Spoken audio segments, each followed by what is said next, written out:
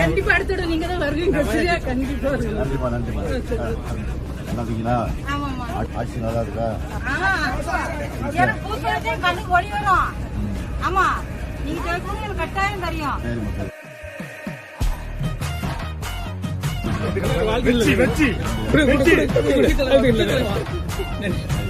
கண்டிப்பா நம்ம தான் ஐயா.